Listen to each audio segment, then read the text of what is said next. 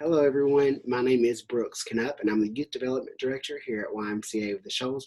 Unfortunately, we weren't able to have an in-person parent orientation meeting this year, but luckily we have technology, and I'm able to get you and your family all the necessary information that you may need to have a successful summer. I'm going to share my presentation with you all, so hold on one second. So if you want to know the ins and outs of Summer Day Camp 2020, then this is the presentation for you. Our outline for today is we're going to go over the location and the parking and entrance and exit strategy. We're going to try and keep it very quick and efficient. Our parent handbook and our rules, which can also be found on our website, ymcashoals.org, under the Youth Development tab. We're going to talk about Remind. We're going to talk about the weekly calendars I send home and the changes that we're looking to implement for this year. So if you've been a part of our program last summer, or if you were in after school care, then you're familiar with this already, but we're going to be at St. Michael's this summer as we're expanding and building our child care wing that we hope to have done by October. So St. Michael's has really been great and been a great partner for us over the past year. If you're unfamiliar with this location, I put the address in the GPS. It should bring you up to the church. Like I said, we're going to be at the school right across the street from it. And if you're from this area or familiar, you may know it as the old River Hill School. We'll spend a lot of time there. We'll spend time in the gymnasium, which is behind it. There's a playground, which is a little bit further back. We've had a great experience there so far, and we're looking to make memories this summer that will last a lifetime for the children. We're talking about entrance and exit now. If you were to come in from this back side that I have the arrows pointing, it's just you go in and then you take a left, you go to where the start is right here, and that's going to be an awning. So in the mornings, you can just stay in the car, you'll sign out or sign in your child, and your child will then get out and go to the gymnasium or go to the classroom. And then whenever you come out, you will go to the right. Do not go to the left because there's a damaged road and we wouldn't want you to scuff up your car. So just to make it easier for transportation purposes, go right and go through the loop. And here's a parking diagram. There's X's over the front of the school. We don't use the front entrance anyways. We use the back or the side entrance. But these parking spots where the X's are over are very small. And we wouldn't want anyone's cars to get hit due to this road being pretty busy. But there are two locations if you do select to park, because I know that some people would prefer to get out of their car, not wait in line. Completely fine. Just make note of where the green arrows are because there are parking options. If you wanted to just stay in the car though, that is also completely fine. We will have walkie-talkies where we can talk directly with the counselors on staff that will have the children with them, and they will get their backpack and their belongings and be sent on their way. And you'll have a note that I hope to be giving out to all of you the first day of camp that'll have the name of the child and the group that they're in to help the person who is outside at the table in getting your children quickly to your car. So now we're going to go over some of the handbook rules and some of the things that you may need to know. So if you're not familiar with the YMCA, our mission statement is to instill Christian principles into practice through programs that build healthy spirit, mind, and body for all people. Our core values are caring, honesty, respect, responsibility, and faith. Our hours of operation for summer camp are going to be from 6 a.m. to 6 p.m., but the summer camp programs will be between 8 and 8:30 and 3 and 3:30. But like I said, they need to be, like, we can start accepting children at 6 a.m. and they must be picked up by 6 p.m. If you have any questions regarding that, please let me know. If you do happen to be a couple minutes late after 6 p.m., let me know and we will try to work with you. However, we are pretty firm in the 6 p.m. deadline, and you may incur a $15 late penalty. Summer camp age requirements are kindergarten through 12 years of age or 6th grade. And the payments for the weekly fees are going to be due the Friday before the week of service. A little bit about our staff is we're all trained. We try to abide by the Y mission. We are CPR first aid certified. We are certified on child abuse prevention and safety courses. And we have background checks, drug screens, reference screening. And we really just want to have the best type of people who want to be here for the kids. And I'm very proud of the staff we have. And I think you're going to be excited with the quality workers that we're going to have this summer. Program activities. Children will participate in a variety of activities during the week. These activities will include swimming, arts and crafts, sports, nature, science, a little bit of everything. We've got some really fun weekly themes planned out, from mad scientists, where we're going to create some STEM activities for the children to do. We've got a week that's called All Ball. We're going to familiarize your children with some sports they may not know much about, but also enlighten them and let them play some of the sports that they love. We have a lot of great ideas planned, and we're excited to hang out with the kids and show them some of these fun activities. As for personal belongings, we recommend that we leave most of them at home, such as Pokemon cards, phones, any item that gets out of the car with the children, we are not held responsible for. We do have a lost and found item, we do have a lost and found station that items go if our counselors or myself or other children even find something laying around, that we put it on the table. But it's up to the children's responsibility to keep up with their belongings. Lunch and snacks are provided. We are partnered with the North Alabama Food Bank, and so we have all of the food and snacks provided. We have most of the stuff, it's like a sandwich, it is milk, maybe a cookie, maybe some oranges. We try to keep it, healthy, but also kind of basic. So if your child is pretty picky, or there are only certain things that they do or do not like, I recommend bringing a sacked lunch or, a lunch from home. But just please make note that there is no microwave for us to use. And I recommend putting it in a small cooler because it does get quite warm, and we would like for the children's meals to stay at a safe temperature. Also, I put this in bold, children are not allowed to use the vending machines to purchase snacks or drinks. We've had some issues with that in the past, but luckily for us this summer, St. Michael's does not have any vending machines there, so that's not going to be much of an issue. Food allergies.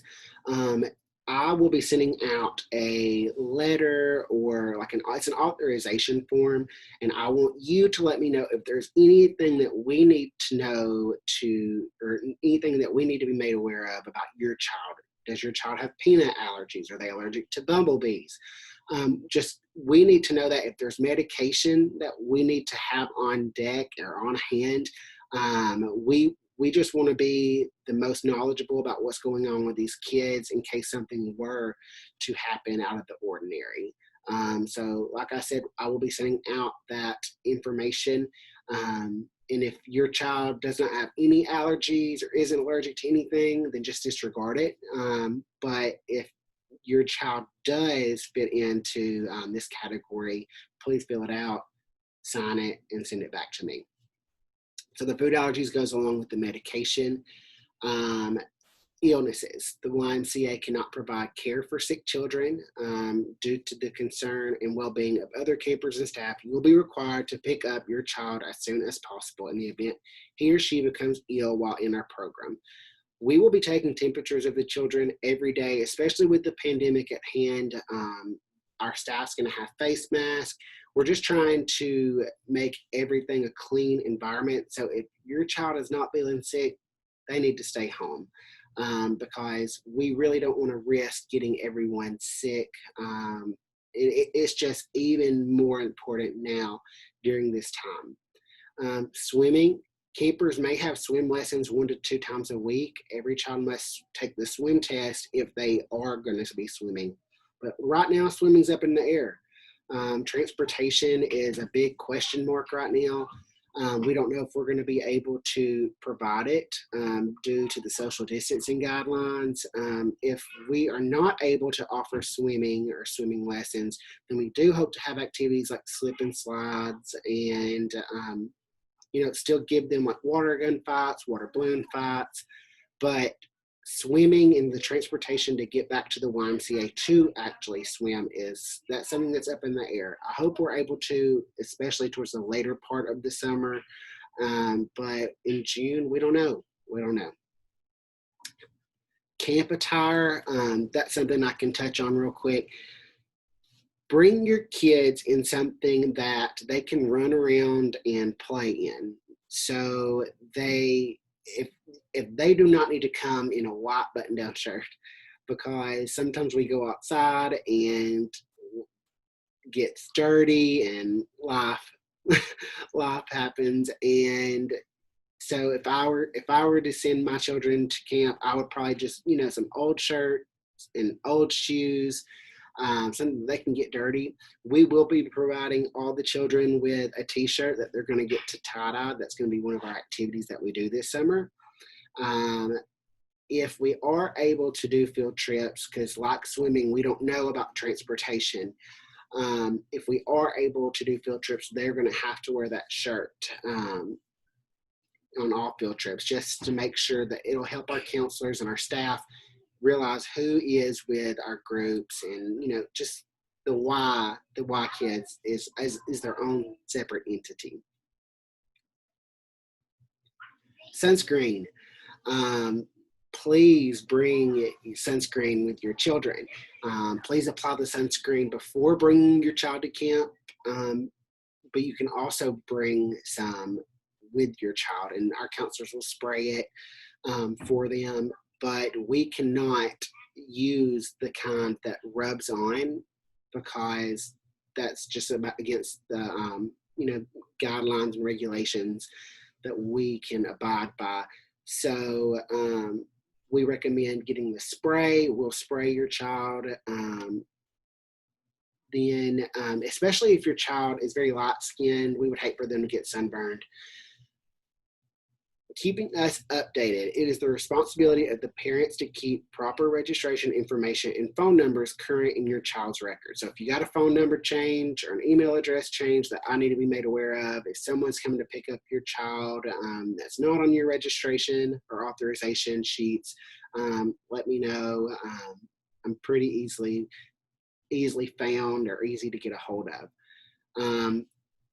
3 rules that we try to enforce strictly, especially right now, is number 1, keep your hands and feet and other objects to yourself. If you don't have anything nice to say, just don't say it at all and stay with your group. I mean, kids will be kids at the end of the day, but these are the 3 rules that we try to live by.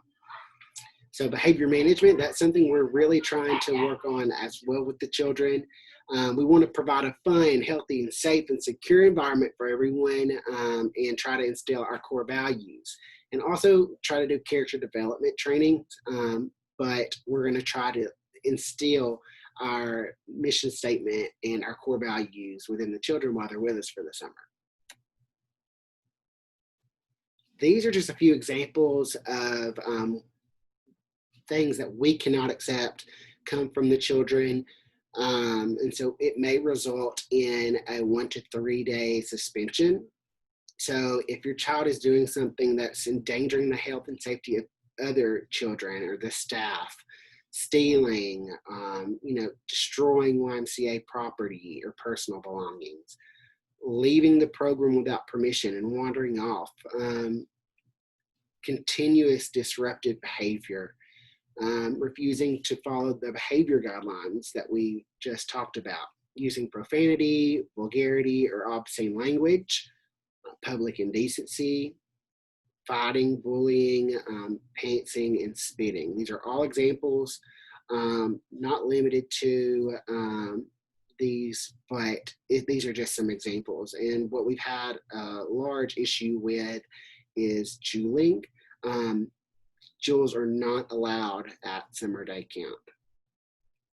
Enrollment procedures, we've already gotten through that part. That's how we have already gotten our full program. We're only able to serve half the capacity due to the pandemic we have at hand. So we do have a wait list. Like I said, it's a very fluid situation, and we don't really know what's going to happen. So we're taking every day, one day at a time. So we are starting summer day camp on June 8th, which is like 2 weeks later than we normally do it, but we are excited that we are even able to have a summer camp at all. And we're going to go through July 31st, so it's 8 sessions. If there is a weird gap when starting the next school year, because there's talks about, starting school at the beginning of August, or start talking at the end of August, middle, up in the air, we will offer vacation days. And the vacation days are individual sign-up days, much like summer camp. We recommend that you bring lunches and snacks for those days, but you'll get more information in the coming weeks about vacation days and the opportunity that you can have to get your children enrolled for that during that gap of summer and school starting back the following year. This is an example of a typical day at summer camp. So like I said earlier, we're going to have staff and people on hand at 6 a.m. so you can drop your children off. And they're going to have free play. They're going to some organized games. And then around 8 or 8:30, that's when opening ceremonies are going to take place. Still trying to abide by the social distancing guidelines. We're going to do, morning exercise, and we're going to split up into group time. Then we're going to have our activities for the weekly things. So the first week is going to be called Welcome to the Jungle. We are going to encourage that every Monday, your kids come up dressed and ready to go. My staff and myself are probably going to be dressed up. I do have a dinosaur onesie that I might bring out. I don't know if you can find a dinosaur in the jungle, but that might be something I bring out for the Welcome to the Jungle week. But so like I said, we have 4 activities that we program every day. They're different, they're fun, and they're tied down to the weekly theme. This is a timeline of when your child could eat lunch or eat snack, and it will go through about 3 or 3:30, and then we'll have our post camp. That if you're going to come early, kind of keep me updated so we can have someone prepared and have your child ready to go, because probably we won't have a table sitting outside until probably around 3 or so. We will try to offer water-based activities once or twice a week. Field trips may not be offered, which is what I spoke about earlier. Each day, your child will need to be dropped off and picked up at the gymnasium, which is attached to the awning, which is where the star was on the first diagram. Payments can be made at St. Michael's. They can be made over the phone. I will have access to payments at St. Michael's, so that shouldn't be an issue at all. So now we're going to talk about our Remind group, and this is what I'm going to use to give you all the information that you need. Send out updates, and it might even be a direct way I can converse with you if something's going on with your child, or any helpful hints. What should I do under this situation? Or hey, so and so is doing great today. Little Bobby is just made a craft. Thought you should know. Just here and there messages and updates on if bad weather. It can go on and on. I recommend downloading the Remind app. Or you can tell people, or I can tell y'all to text YMCA at symbol, YMCA Schultz to the number 81010, and then it will just be given to you through via text message. I recommend downloading the app. It's free of charge, and it's just a little bit more user friendly compared to the text messages. Completely up to you, but I do use Remind regularly. This is just an example. It's kind of pixelated. This is an example of our schedules that I send out every week. It tells you a little bit about the activities, if we got speakers, if we do end up getting to have field trips, and all the fun stuff that we get to do every week. And then lastly, I wanted to talk to you about some of the changes. Due to the pandemic at hand, we are really stressing, the 3 C's: cover, clean, and contain. So if you were to cough or sneeze into your elbow or sneeze into a tissue and throw it away immediately, and then you'll clean your hands and wash for 20 seconds. We're going to be doing this hourly. We're setting reminders amongst all the staff. For every hour, we will be disinfecting and hand washing all of our classrooms, stations, children's hands, the workers' hands. And I also want to mention again that if your child doesn't feel good, if you don't feel good, then just stay at home and contain yourself until you feel better and you're not running a fever. So the social implementation, or the social distance implementation, we're trying to distance everyone, but that's one thing we're really trying to work on this summer is, even though the children are going to be separated, we want them to still be connected with each other. So they may be in different rooms and they may be 6 feet apart, but we still want to interact with them and we still want to challenge them and help them use their brains. Our ratios, it's going to be 1 staff to 11 children, so 12 people per room. Those are the guidelines recommended by Governor Ivey. And I mentioned the cleanliness. We will be disinfecting and cleaning every hour on the hour. If we use an item, we're going to disinfect it after use. We'll be taking temperatures of all the children as soon as they get out of the car and right before they leave. We just want to make sure that everyone's okay. And we're going to need your help.